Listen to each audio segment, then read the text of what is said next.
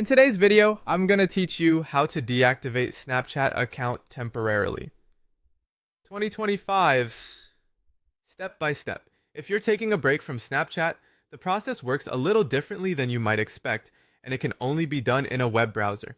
Open any browser on your phone or computer and go to accounts.snapchat.com. This is the official account portal.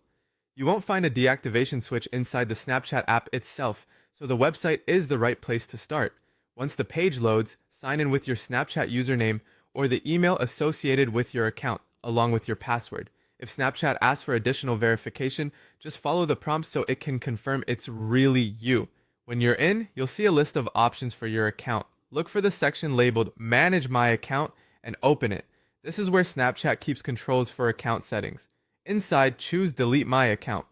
That label can be confusing, but it's exactly what you need. Snapchat doesn't show a button called Deactivate. Selecting Delete My Account actually begins a 30-day deactivation period, which temporarily disables your account without immediately erasing everything. Next, Snapchat will ask you to re-enter your login details. Type your username or email and your password again to confirm the change. This extra confirmation helps prevent accidental changes and protects your account. After you submit that, your account becomes deactivated.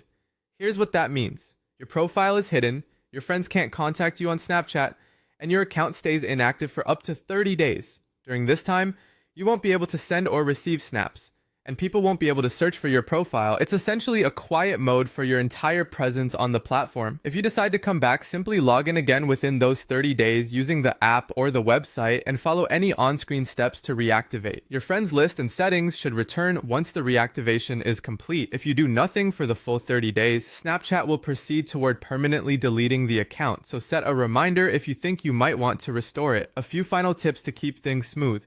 Make sure you're on the official Snapchat site before entering your password. Use a stable internet connection so the confirmation goes through, and keep your login details somewhere safe in case you want to reactivate later. And that's it.